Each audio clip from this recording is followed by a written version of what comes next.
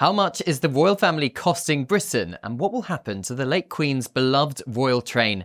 Hello, I'm Cameron Walker and you're watching GB News Royal. Please don't forget to subscribe.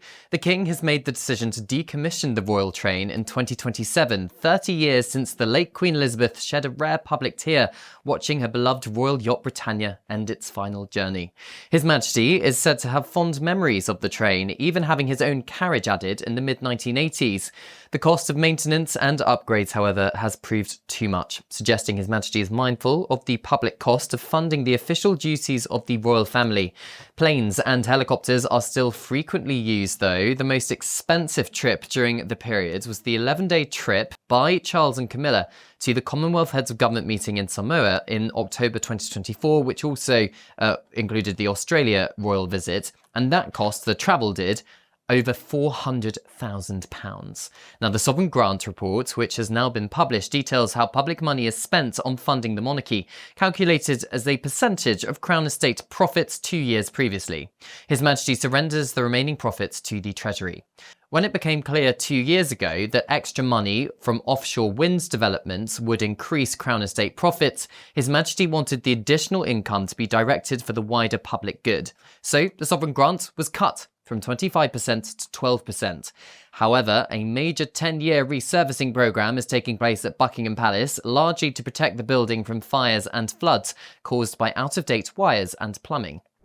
It has previously been agreed that £369 million of public funds would be spent on the programme, and so far, just over £266 million has been spent. Even though the percentage of Crown Estate profits used to fund the sovereign grant has decreased, the windfall means the King will receive an extra £91.4 million over the next 2 years.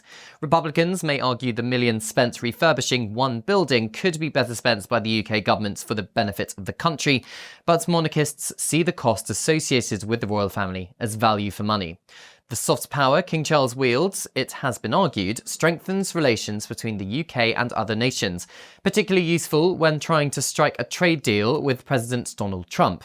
According to the Institute for Government, royal-themed products from memorabilia to television shows like The Crown are estimated to be worth tens of millions of pounds. Although Republicans dismissed the tourism arguments for keeping the monarchy, there was a 28% increase in Eurostar train bookings to the UK before Prince William and Catherine's wedding in 2011. Tourists then, of course, spent money on UK businesses. There has been a number of major royal events in the 14 years since, and I suspect similar increases in inward travel to Britain boosted the economy, although that is quite hard to quantify.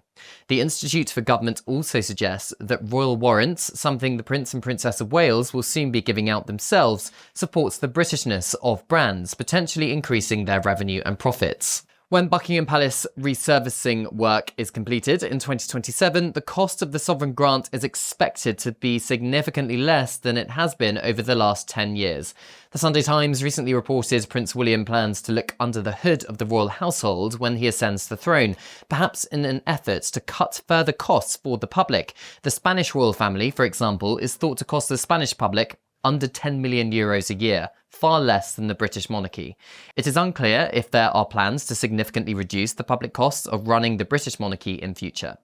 Now let's take a look at the Prince and Princess of Wales, because Prince William is overseeing an era of deep change at the Duchy of Cornwall, which was criticised for charging rents to public bodies like the Ministry of Justice, the NHS and Ministry of Defence. William's duchy, which provides him with a private income of nearly £23 million a year, has launched a policy review of the rents it receives from charities and grassroots community groups. Will Bax, the duchy's new chief executive, who took on the role at the start of this year, told us that grassroots groups who are direct tenants will have their rents waived, as in they won't have to pay anything, while local charities will see up to a 50% reduction in rent. Primary schools may also get a rent reduction. William is the 25th Duke of Cornwall, following in the footsteps of his father, the King, after becoming entitled to the duchy's profits when he became heir to the throne. His private secretary, Sir Ian Patrick, confirms the prince pays the highest rate of income tax, but he refused to give an exact figure, citing privacy. Meanwhile, Buckingham Palace confirms that the King has appointed William and Catherine as grantors of Royal Warrants, and a Royal Warrant, of course, as a mark of recognition to people or companies who have regularly supplied goods or services to the royal household. Any current Royal Warrant holders can apply to be granted a further one from the Prince and Princess, with the deadline of the end of July. Firms without any royal warrants at the moment can apply from next year. Now, it's the end of the line for the royal train because King Charles has decided it's time to retire the historic locomotive. With rising costs and a new era of royal accountability, the palace says the train will go by 2027. And meanwhile, the royal helicopter use appears to be on the rise. They're all aboard the chopper. And here's the King and Queen arriving in Edinburgh earlier today with the leasing of 2 new choppers. Not Chris Hope, but 2 royal choppers, which will be use sustainable aviation fuel. That's right, a woke chopper. Now, this decision comes as the public money used to fund the monarchy for the last financial year has been revealed, costing over £86 million. Well, let's speak now with GB News' royal correspondent Cameron Walker. Cameron, there's always a conversation about is the royal family good value for money? What say you? Yeah, well, £86 million sounds like a lot, doesn't it, Martin? But let me break down exactly how that money comes about. So the King owns this big portfolio, which is known as the Crown Estate, of lands, of property, and the seabed around the United Kingdom, which we should be able to show you on your screens shortly for those of you watching on television. And the King surrenders all the profits, over £1 billion of revenue each year the Crown Estates get, to the Treasury. So the UK government can do what it likes with it. However, they pay a percentage back to King Charles in the form of these sovereign grants to fund the monarchy for things like the upkeep of royal palaces, for paying staff, and of course the official travel and so on and so forth. But not everything is funded via the sovereign grant. So if we show you this next slide here, for those of you watching on television, it is on social media and on gbnews.com if you're listening on radio. Things like security of the royal family, not included. Policing of royal events, not included. Neither is the local government cost, the local councils of putting out crash barriers, etc., for when members of the royal family come to visit their region. That is all funded by taxpayers, but that's not included in the sovereign grant, and we do not have figures. Figures are not released as to how much money that costs, which is why Republicans always argue the true cost of the monarchy is worth more than £86 million.